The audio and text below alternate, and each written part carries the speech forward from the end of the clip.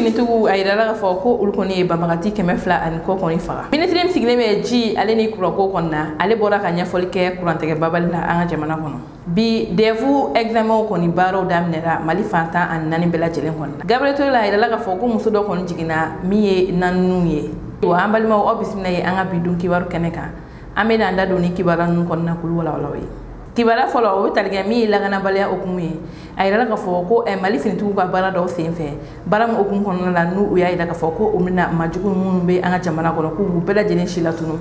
O senfɛ état-major des armées ale kɔni ye sɛbɛn dɔ bɔ sɛbɛn min bɔra juma tɛmɛnen ka yira k'a fɔ ko finitigiw ye baara min kɛ avril kalo la fo ka taa bila mai kalo kɔnɔna. An b'aw ladɔnniya ka yira k'a fɔ min ye chef d'état-major kɔni ka sɛbɛn laban ye Mali finitigiw ka baara okumu kɔnɔna la o kun ye min ye avril kalo tile 8 ye. O tɛmɛnen ka bɔ yen jumadon ni sɛbɛn in fana bɔra. Ni sɛbɛn in kɔnɔna la a yirala k'a fɔ ko Mali finitigiw ye baara caman kɛ nin wagati in kɔnɔna la. Kɛrɛnkɛrɛnnenya Minaga Gawo ale ni Kidali fanfɛ. A yirala k'a fɔ ko o baara ninnu kɔni tɛ dɔwɛrɛ o de ye ka sɛgɛsɛgɛliw ye k'u ye sɛgɛsɛgɛli caman kɔni kɛ nin yɔrɔ kɔfɔlen ninnu na ani ka don de vivre kɛ maa minnu bɛ yen nɔ ni dɛsɛbagatɔw don ka balo kɔni di olu ma. Ayiwa a yirala k'a fɔ min ye Seware pankuru jigiyɔrɔ ye ko banbagati wale dɔ kɔni kun bɛ ta ka ɲɛsin olu kɔni ma nka ko finitigiw kɛra sababu ye ko banbagati wale kɔni kunbɛn ani o tɛmɛnen ka bɔ yen ko banbagati ninnu dayɔrɔ dɔ kɔni bɛ yen nɔ finitigi ninnu y'o bɛɛ lajɛlen kɔni ci wa ko o baara ninnu bɛɛ lajɛlen kɛra n'u ka sanfɛ pankuru de kɔni ye. K'a sɔrɔ ka nin makofɛlen ninnu ka minɛn caman kɔni minnu la. Ayiwa an b'a yira k'a fɔ ko nin baara ninnu hukumu kɔnɔna la min ye finitigiw ye k'u ye banbagati 200 ale ni 60 ni kɔ k'u y'o de faga. O tɛmɛnen ka bɔ yen banbagati 32 k'u y'o minɛ ani min ye moto 800 ale ni kɔ k'u y'o fana minɛ wa min ye camion 5 ye o fana minɛra banbagati ninnu na ani min ye porte charge ko o fana kelen minɛra ani o tɛmɛna ka bɔ yen marifa chargeur 5 ani min ye marifa kisɛ caman ye k'o kɔni minɛra ni banbagati ninnu kɔni na.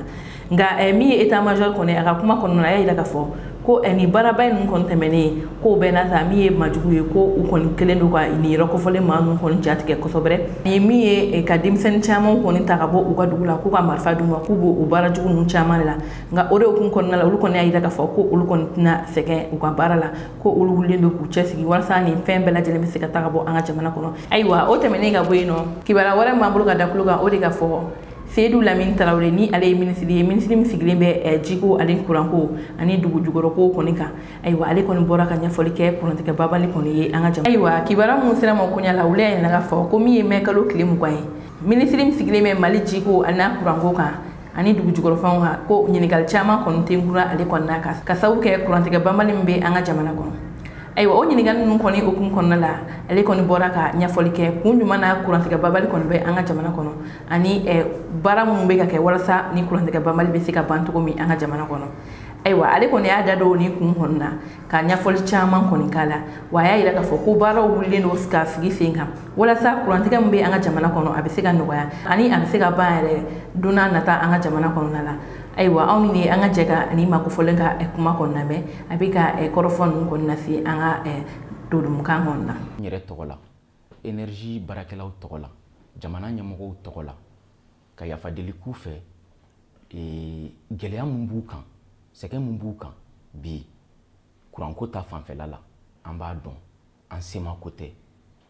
nka an cɛsirilen don mun bɛ se k'a to caman bɛ se ka bɔ ko in na.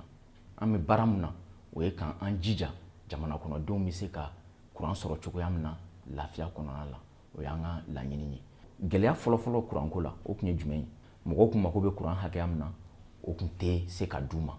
parce que a kun dilanfɛn tɛ yen nɔ f'an kun taa an ma kasi an kɛrɛfɛ dugu la. Bi bi in na ala barika la an sera o banna pewu. Bi bi in na fɔlɔ an bɛna kuma min na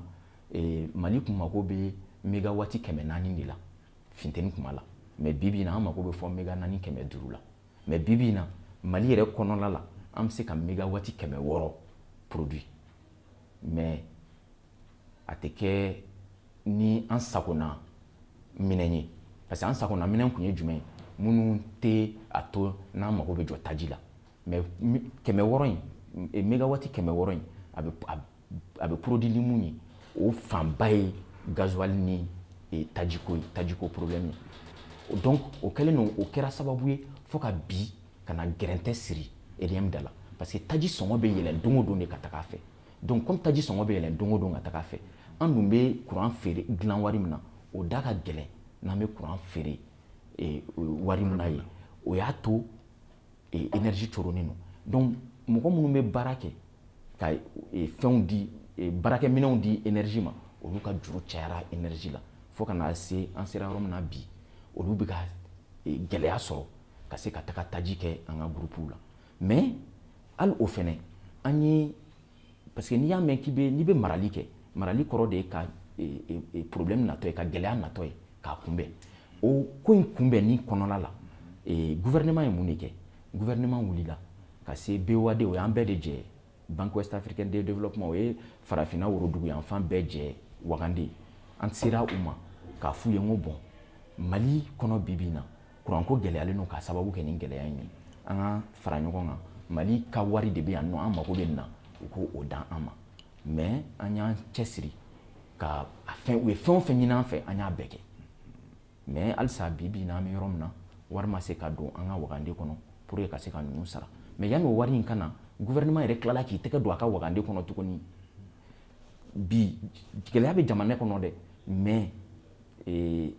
gouvernement ko fɛn o fɛn bɛ dugudenw lafiya an bɛ baara kɛ o de kan donc gouvernement yɛrɛ y'i tɛgɛ don Wagande kɔnɔ tuguni ka wari wɛrɛ bɔ ka se ka dɔ sara ninnu ye ni Ala sɔnna don nata ninnu na caman bɛ bɔ o gɛlɛya in na.